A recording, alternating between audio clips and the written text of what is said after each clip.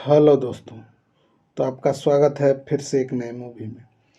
ये बॉलीवुड मूवी है दोस्तों, और इस मूवी का नाम है आपका मेहरबान। ये मूवी पुराना है, तो मेरा मानना है कि ओल्ड इज गोल्ड, इसलिए मैं पुराना मूवी ये बना रहा हूँ। बहुत ही अच्छा मूवी है दोस्तों, फैमिली मूवी है। और एक गाँव के बारे में है, और कैसे मतलब उन लोग रहन सहन करते हैं उसके बारे में भी है। ये मूवी 23 जुलाई 1993 को रिलीज हुआ था। इसका IMDb रेटिंग 10 में से अच्छा खासा मिला है दोस्तों, 5.9 का। इस मूवी में आपको मिथुन चक्रवर्ती देखने को मिलेगा, और आयशा जुल्का मिलेगी, और शांति प्रिया मिलेगी।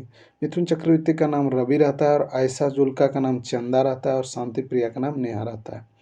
तो दोस्तों, ये मूवी शुरू होता है कि एक गांव का सरपंच रहते हैं ये मिथुन रवि।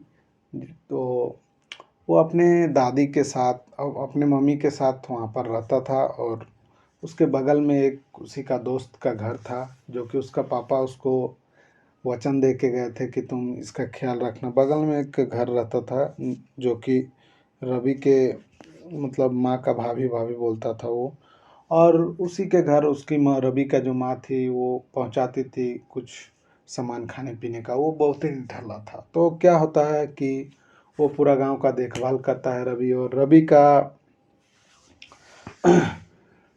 एक छोटा मतलब कि एक छोटा भाई भी था, जो कि उसी का बेटा था, उसी का दोस्त का। तो वो बहुत ही नशेड़ी और गुंडाबाज था, मतलब कि हर चीज़ की किसी भी चीज़ में वो ठगने के लेके से मतलब बहुत ही गंदा आदमी था वो। देखा जाए तो दारू पियक्कड़ से लेकर वो सारा चोरी चपाटी सब काम करता था। और एक बार मित्र वो रवि था, उसको मारता भी, एक सुधर जाओ जाओ, गन्ना का जो जो फैक्ट्री है वहाँ जो तुम काम करो, जो भी है मिलता है वहाँ करो काम, नहीं तो मैं घर से निकाल दूंगा, ऐसा कह के कहता है और निकल जाता है। और वो चला जाता है बेचारा। फिर रवि क्या करता है कि वो जा रहा होता है इसी तरह बाइक में, अपना बाइक बुलेट में। तो अचानक देखता है कि एक आदमी बचाव बचाव करते हुए दौड़ रहा होता है, जिसका नाम रहता है शंकर। जो कि वो दौड़ते दौड़ते आता है, तो वहाँ पर जैसे ही आता है तो फिर वो उधर से आते हैं, और वो रवि आके उसको बचा लेता है। तो बोलता है कि आप कौन है बाबूजी। तो वो बताता है गंगापुर के एक जो पंचायत के जो वहाँ के जो पंचायत के जो हेड हैं, वो बहुत ही अच्छे हैं, ऐसा करके गंगापुर और उनका भी कोई ऐसे ही गांव का नाम रहता है। तो वो बोलता है मैं ही हूँ वो जो आप सोच रहे हैं रवि जी। तो वो बोलता है ठीक है। तो वो फिर उसको पहुंचाने चल जाता है उसका घर, जहाँ भी रहता है, चंदापुर या गंगापुर। वो वहाँ जाता है, और फिर उसको पहुँचाने के बाद वो बोलता है, शंकर बोलता है कि बाबूजी अगर कुछ भी गाय बैल का कुछ चाहिए तो हमको बोलिएगा, क्योंकि हम इस बिजनेस में उतरे हैं। और वो उसकी जो जो एक होता है ना कि वो अपने दोस्त के मुर्गी बेचने गया था, उस चीज़ को जब बताया ना वो घटना को, कि मेरे पास 9 रुपये थे, मेरे दोस्त का था, मेरा क्या ईमान रहा था। वो ईमान के चलते ना दोस्तों, उस चीज़ को बहुत ही अच्छा से क्रिटिसाइज किया था कि उस 9 रुपया के चलते वो उस ईमान को नहीं बेचा था। और ये सब सुनने के बाद वो बहुत ही इम्प्रेस्ड हो जाता है रवि, और वो बोलता है ठीक है, एक दुधारू गाय की ज़रूरत है। और ये कह के वो फिर से घर आ जाता है। और इधर उन लोग का जो उसका दोस्त का बाप का दोस्त का रहता है, वो भी बहुत लड़ाई झगड़ा करते रहता था, क्योंकि खाता और कमाना तो कुछ करता नहीं था। और क्या होता है कि तभी एक उसी की बेटी आती है शहर से पढ़ के, नेहा। वो आके रवि से मिलती है, तो वो बहुत ही सुंदर टाइप की करती थी, मतलब होता है ना जिसको छटपटिया बोलते हैं, तो वो करती थी उस टाइप में। तो फिर एक दिन जाता है रवि फिर से मिलने वही शंकर के पास, तो देखता है चंदा को।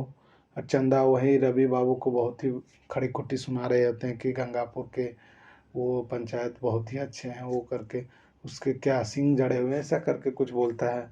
और फिर क्या होता है कि इधर जो रवि की माँ रहती है, वह नेहा के साथ शादी सेट करने के लिए रहती है। लेकिन रवि क्या करता है कि जो उसके दोस्त का बाप का दोस्त रहता है, एक वचन के कारण वो बंधा हुआ था, और जिसके कारण वो क्या कहता है कि उस वो जो चंदा का बाप रहता है उसके पास जाता है, और बोलता है कि मैं चंदा से शादी करना चाहता हूँ, क्योंकि आपने लड़का ढूंढने को बोला था मेरे को।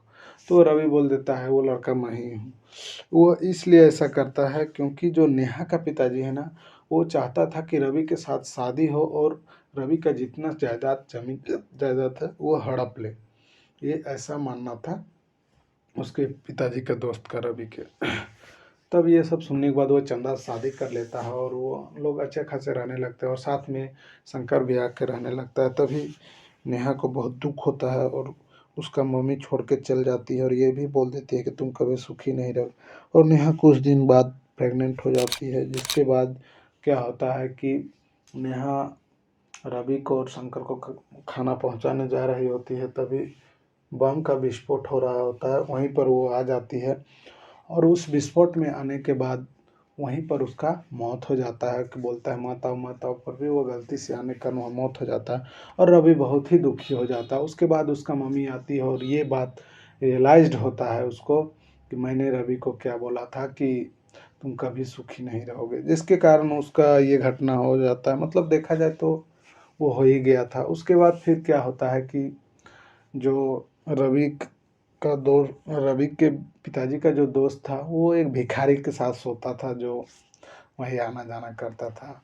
और क्या हुआ बाद में, फिर इसके माँ के कहने पर फिर से नेहा के साथ शादी करवा दिया गया। लेकिन रवि चाहता था कि जो चंदा को प्यार मिलता था वो नेहा के साथ नहीं हो पाएगा और वो कभी उसको इग्नोर ही करता था, हमेशा सुहागरात रहे या कुछ भी समय रहे, मतलब वो हमेशा इग्नोर करता रहता था उसको। उसके बाद फिर क्या होता है कि रवि ये चीज़ देखने के बाद बहुत ही गुस्सा करता है उससे, नेहा से। उसके बाद क्या होता है कि ऐसे ही चलते रहता है और इधर इसका जो ससुर रहता है नेहा का पिताजी, वो बहुत ही दावेदारी करने बोलता है, इधर उधर जाता है। जो ज़मीन के लोग रहते हैं काम के वर्कर्स, उनको भी परेशान करता रहता है, दारू पी के आके गाली बक।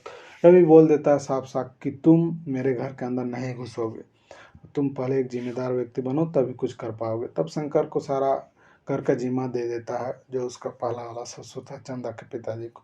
उसके बाद क्या होता है कि जब ये सब होने के बाद लास्ट में पता चलता है कि रवि नेहा को पसंद नहीं करता, तब ये शंकर बोलता है तुम जो चंदा को प्यार देते थे वही तुम शंकर नेहा को दोगे तभी मैं रहूँगा, ऐसा शर्त रख देता है। और वो भी अच्छे से प्यार करने लगता है और फिर इन लोग हंसी खुशी रहने लगते हैं। और बाद में क्या होता है कि रवि के जो पिताजी का दोस्त रहता है वो भी जेल चल जाता है, क्योंकि वो बहुत ही अपराध किया हुआ रहता है।